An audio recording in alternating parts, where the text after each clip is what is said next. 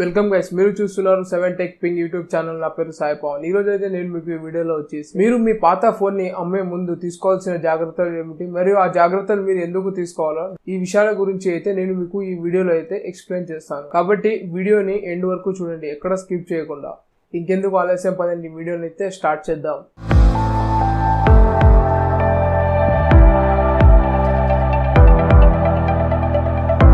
మనలో చాలా మంది అసలు ఓల్డ్ ఫోన్ ని ఎందుకు అమ్మాలని చూస్తారు.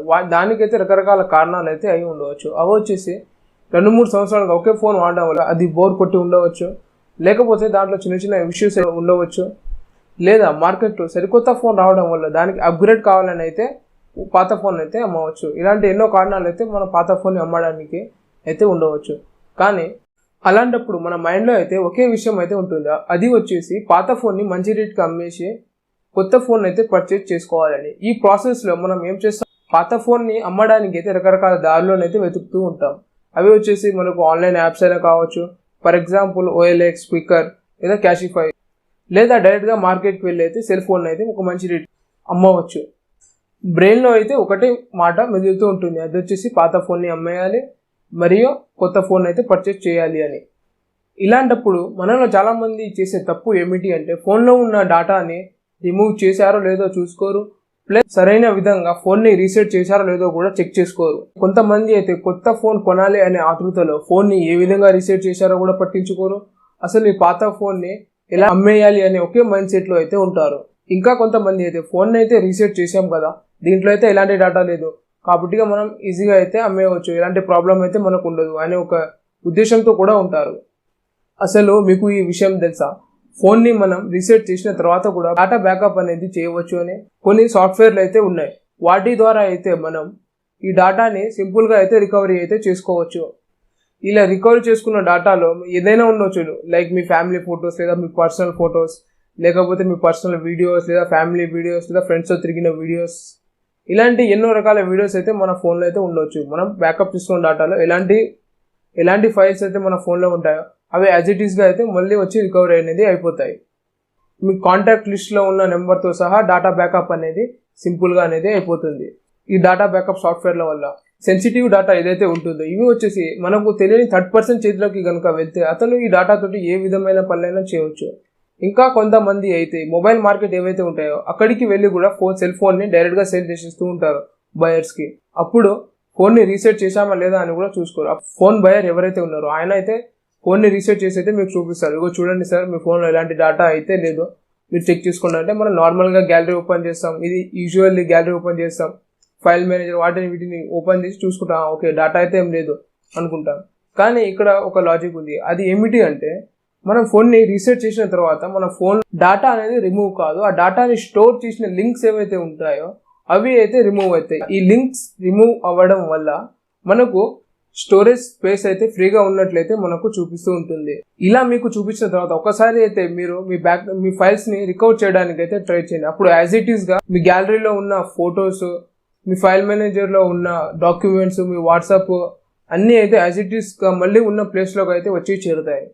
ఐఫోన్ లో కూడా డేటా బ్యాకప్ అనేది కొంచెం కష్టంగా ఉంటుంది, కానీ అది కూడా సాధ్యమే. గట్టిగా ప్రయత్నిస్తే ఐఫోన్ లో కూడా డేటా బ్యాకప్ అనేది అయిపోతుంది.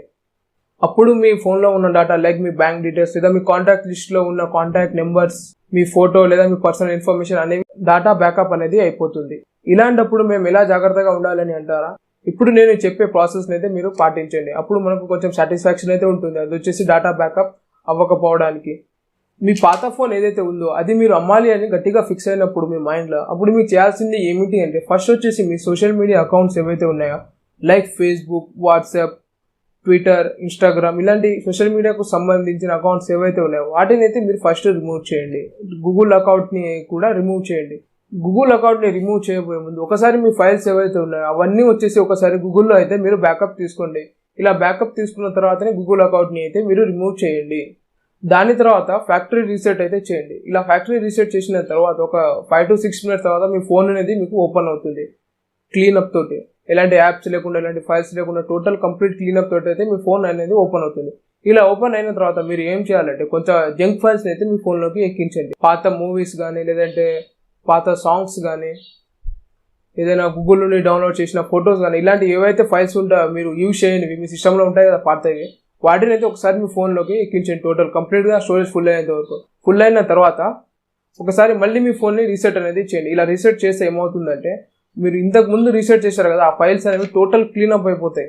ఇలా చేయడం వల్ల మనమే సేఫ్ సైడ్లో ఉంటాం మరియు డేటా అయితే బ్యాకప్ అవ్వదు అనే సాటిస్ఫాక్షన్లో కూడా ఉంటాం. డబుల్ ఫ్యాక్టర్ రీసెట్ చేయడం వల్ల ఫోన్లో ఉన్న ఫైల్స్ అనేవి టోటల్గా క్లీనప్ అనేది అయిపోతుంది. ఈ డబుల్ ఫ్యాక్టరీ రీసెట్ ట్రిక్ ఏదైతే ఉందో ఇది వచ్చేసి మనకు కేవలం మొబైల్ ఫోన్స్కి మాత్రమే కాదు. మీరు ల్యాప్టాప్ అమ్మాలనుకున్నప్పుడు కూడా ఒకసారి డబుల్ రీసెట్ అనేది చేయండి. మీరు పెన్ డ్రైవ్ ఎవరికైనా అమ్మాలి అనుకుంటే లేదా ఎవరికైనా ఇవ్వాలి అని అనుకుంటే టోటల్గా మీకు అవసరం లేదు అనుకుని ఎలక్ట్రానిక్ గ్యాడ్జెట్స్ ఏవైతే ఉంటాయో వాటిని మీరు ఇతరులకు ఇవ్వాలి అని అనుకుంటే దాంట్లో మీ డేటా ఏమైనా ఉందనుకోండి, ఒకసారి ఇలా డబుల్ ఫార్మాట్ చేసి అయితే మీరు వాళ్ళకి ఇవ్వండి. అప్పుడు డేటా అయితే రికవరీ కాదు. ఈ వీడియోని మీరు ఇక్కడ వరకు చూసి ఉంటారంటే ఈ వీడియో అయితే మీకు నచ్చి ఉంటుంది. కాబట్టి నా ఛానల్ మీద మీరు మొదటిసారి కనుక విజిట్ చేసినట్టు ఉంటే ఛానల్ సబ్స్క్రైబ్ చేసుకోండి. అండ్ ఈ వీడియోని అయితే మీ ఫ్రెండ్స్ తోటి కంపల్సరీ అయితే షేర్ చేయండి. ఎందుకంటే ఈ వీడియోలో ఇన్ఫర్మేషన్ అలాంటివి ఉంది కాబట్టి. మన పర్సనల్ డేటా అనేది ఎంత ఇంపార్టెంటో మనకు తెలియనిది కాదు. చాలా మంది అయితే ఫోన్ని సరైన విధానంలో ఫ్యాక్టరీ రీసెట్ చేయకుండా అయితే అమ్మేస్తూ ఉంటారు. ప్రతి ఒక్కరూ మీ పాత ఫోన్ని ఎవరికైనా సేల్ చేయాలని మీరు అనుకుంటే డబుల్ ఫ్యాక్టరీ రీసెట్ అయితే చేయండి. ఈ ఫ్రెండ్స్కి మాత్రం కంపల్సరీ వీడియోని అనేది షేర్ చేయండి. Thank you for watching our video.